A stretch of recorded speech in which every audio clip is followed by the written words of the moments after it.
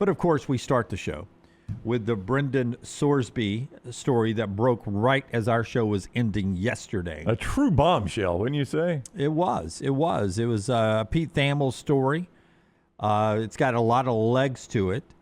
So let's start with the details. According to Texas Tech first, Brendan Sorsby is taking an indefinite leave, and he is checking himself into a rehab facility to get treatment for a gambling addiction. Sorsby allegedly bet on collegiate sports events dating back to his time at Indiana. So he was Indiana, Cincinnati, now at Texas Tech. If Sorsby is ruled ineligible, the guy who is up next is Will Hammond, coming off of an ACL injury, but he should be ready for the opener against Abilene Christian, which I only assume will be available on ESPN Plus, not a big opener. Texas Tech's coaching staff and billion-dollar booster supporting Brendan Sorsby's decision here. But the legs of this gets really deep. Thousands of online bets, legally bet, by the way, should be pointed out, on a betting app in a state where that is legal. And maybe not by his age, though. That's one thing they've got to look at. That does become a problem. What age was he when he was betting in which states? There could be an issue in that. Yeah, but it was in a state. I know what you're saying. A legal app where it was legal. If you were of age, it would be legal to do in that state. Yeah. Yeah, but the age thing is because this apparently goes back to his freshman year at Indiana. That's right, and they're going to have to look into that. Yeah, where he supposedly bet on an Indiana game that he was not playing in, but he was on the team, according to one of the allegations. Cincinnati, the reports come out that Cincinnati knew about this, which isn't a good look. They are going to get some NCAA scrutiny here. I guess Texas Tech is the one that doesn't jeopardize losing any games, but they may lose their quarterback. And there's the possibility that Sorsby may come out of rehab and go straight to the NFL. That's on the table too if he's ruled ineligible. And keep in mind, this is all on the back end of him becoming reportedly maybe the highest paid player in the NIL era, $5 million plus to be the quarterback at Texas Tech. And this comes on the same day that his lawyers filed a court order to get Cincinnati's liquidation claim kicked out of court. Cincinnati was trying to get $1 million from him. And his lawyers are trying to get that liquidation kicked out of court, saying they don't owe Cincinnati $1 million for his departure. Big day for the Sorsby household. A lot going on there, Jim. So let's start first with, we'll say it up front, we hope he gets his treatment. He is the tip of the iceberg. Gambling in our country, if it is not handled correctly, can be just like alcohol or anything else that is legal in our country. It can be abused. That's right. There's no doubt if you've got an addictive personality, you've even if you don't, you got to set up some guardrails and watch those things. One thing that was absolutely miserable in the story to me, can I get Forrester in this? I knew this was a thing, but you're a big baseball guy, Forrester. I cannot imagine how miserable it would be to sit at a baseball game and bet on balls and strikes. And apparently there was one Cincinnati Reds game, at least one Cincinnati Reds game, where Sorsby was betting on balls and strikes. How miserable would that be? I get overwhelmed. I can't do two things at one time. They're throwing pitches every, 30 seconds now, every 20 seconds? How miserable does that sound, betting on balls and strikes? Yeah, I don't know. That's bizarre. I didn't even know that people really did that. But the graphic I've got up now said bets ranged anywhere from $2.50 to less than $1 per pitch. Yeah. That's a pure addiction. You're not even doing that to make money. I mean, $2.50 or $1 per pitch. Yeah. I mean, you're at it's a 50-50 proposition, by the way, ball or strike. It's going to be one of those. It is one of those. There are more strikes than balls in a game, so I guess you're better off going strike. You're probably getting odds one way or the other. Look, I mean, I've been at baseball games where betting with like at the end of the inning when the catcher rolls the ball back out. Oh, with your buddies, not yeah, using an app. that's what I'm saying. Yeah, with yeah. your buddies, and you bet whether it stays on the mound or not. That's and in the dirt or not. Yeah, in the dirt or not. I mean, not everyone, but a lot of people have played that game at a baseball game. That's $1 at the end of an inning, or it was actually the only part of not the only part I enjoyed our broadcast from the SEC baseball tournament, but inevitably we would do our radio show from the SEC baseball tournament. Our show back then was, well, we did some out there when we were in the mornings, but we were middays 10 to 2. Baseball would be going on. We were never talking baseball. No, yeah, it's always football. We were talking college football. Yeah. We weren't breaking down the Ole Miss pitching rotation. Yeah. We didn't know it. Yeah. There was a baseball game going on. Right. We'd do score updates and mention it for our great friends at the SEC. Come on out. It's a great atmosphere. We're all here. Buy tickets, yeah. But we were bringing in media people from the press box to talk football. But we, with LT, me, and Brown, we would sit there and I think it was $1. It was $1 an inning. $1 an inning. We were like on or off. Yeah, on or off the dirt. Yeah. I mean, people have done that at baseball games. For years. That's friends having fun. This is going to some sort of legal gambling or potentially illegal. You never know, but legal gambling in this case. Oof. And actually betting on it. I'm like you. I just can't imagine doing that pitch to pitch. That seems miserable. My app doesn't update that fast No, to do that. I don't see how it works. My attention span doesn't last that long. Like I don't know. That is a hallmark. Like if a friend told me they were doing that, I would say, you need to get this under control, buddy. I mean this is borderline addiction here. This is in stadium betting, so I would imagine you got to be at a certain part of the stadium using their technology to bet on the balls and strikes. I would have to think, yeah. In-house there. The Cincinnati Reds, by the way, isn't that the location where I thought the same thing. Back where the Alabama baseball guy coach called his friend, and that's where he went and tried to place that wager was at the Reds sure game. Is. Yeah. I thought that same thing when I saw that story come out. I'm like, oh, that's not the first time that sports book is come under scrutiny. Yeah. By the way, they apparently have good cameras there. They work really good there at the Reds. You're not going to sneak one in on that one, are you? Yeah. So here are the ramifications. Texas Tech. We'll do that first. All right. Do they have their quarterback this year or not? Your gut right now is.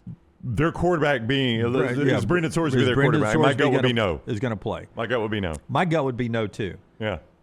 If they go by the rules they have in place, and all this proves to be even a tip of it true, an Iowa quarterback, there are guys who have lost their eligibility, and it's betting on college sports of any kind, not just the ones you're part of.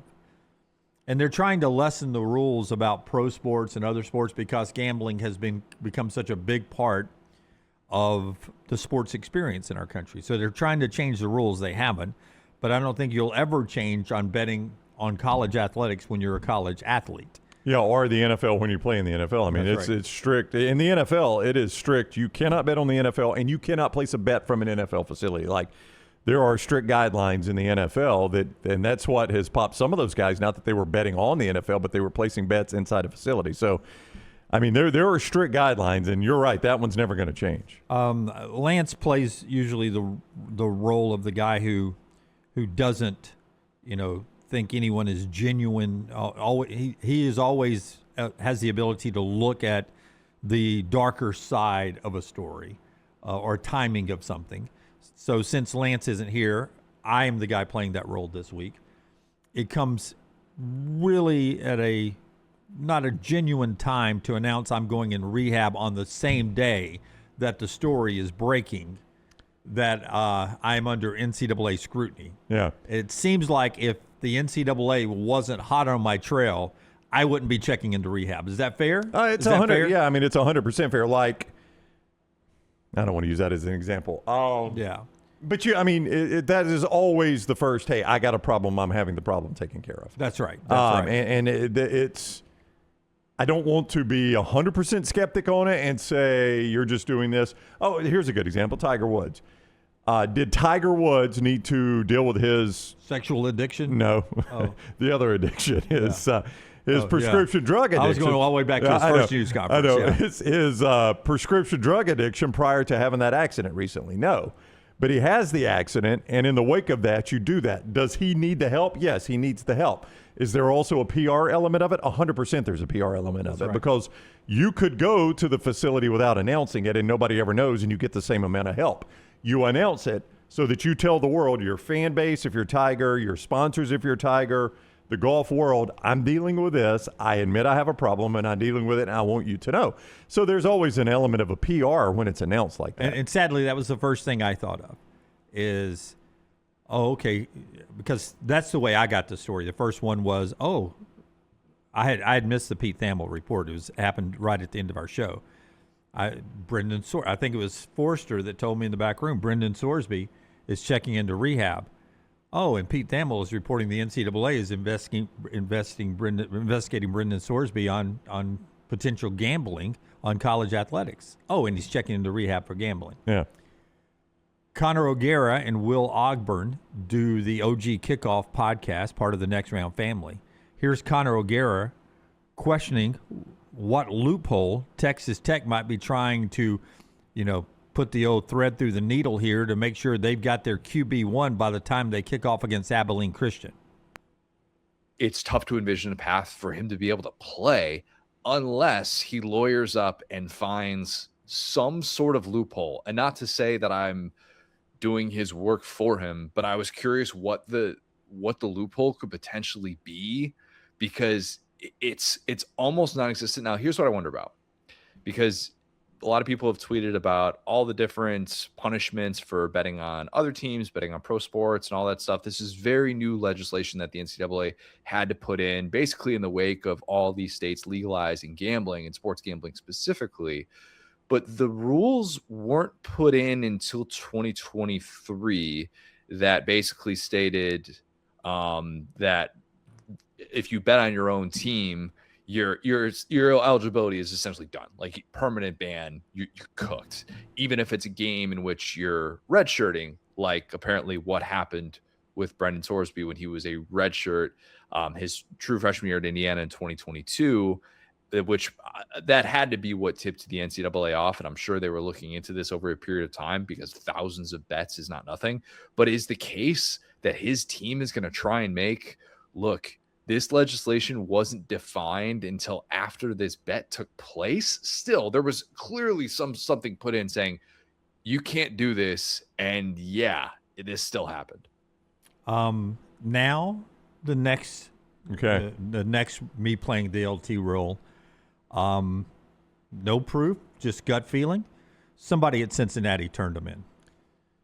Cincinnati knew this was going on, and they were okay with it when he was their quarterback. That's right. But he's not our quarterback anymore. We're probably not going to get this $1 million from him. There's your thing. Yeah. So I tell you what, we're not going to get our $1 million. You're not going to get your $5 million, bro. That's right. Two could play this game. Yeah, here we go. And Cody Campbell and Texas Tech that came and stole away our quarterback. See how it is playing with your backup. That's what we're going to have to do. So I feel like Cincy turned him in.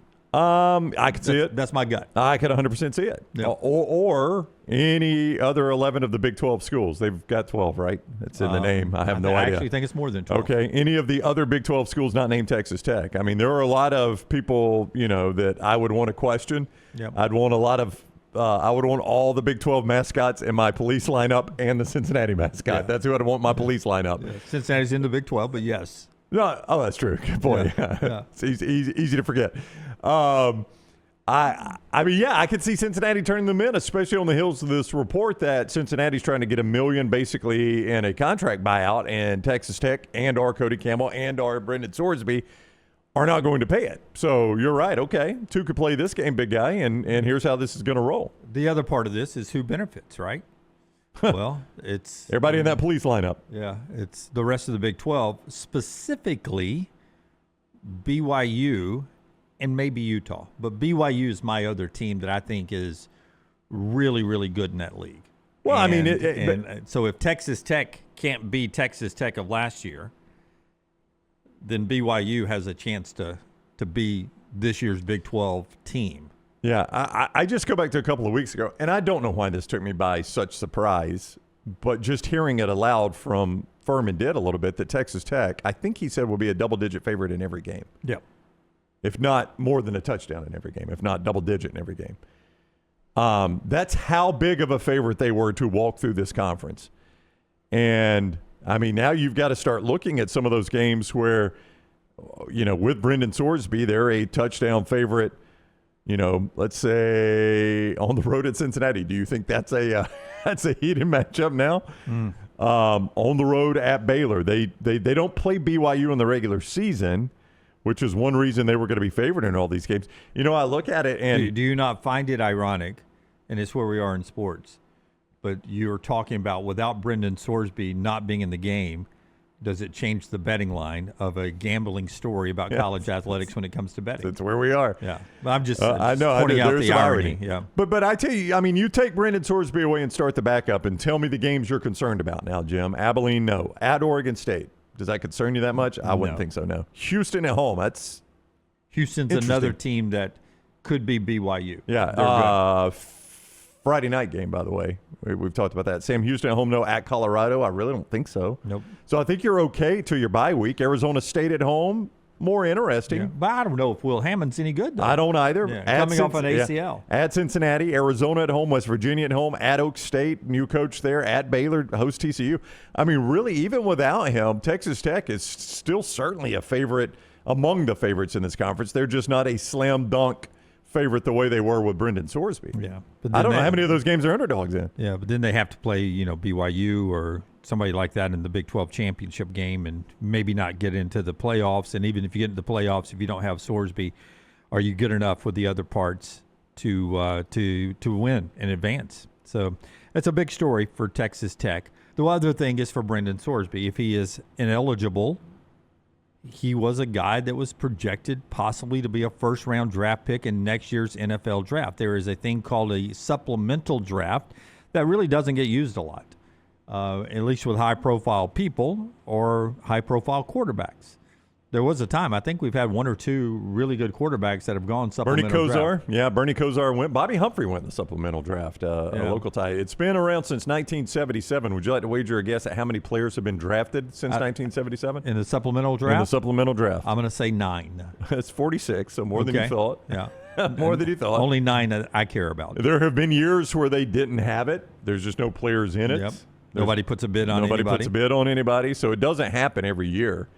But if Sorsby were to choose to enter, the way this works is teams put in a sealed bid of a round that they will give up their next year's draft pick for. So in other words, if he's in the 2026 supplemental, an NFL team can say, I'll give up my third-round 2027 draft pick. Now, you don't know where that pick is right now in the third round because we haven't played the season.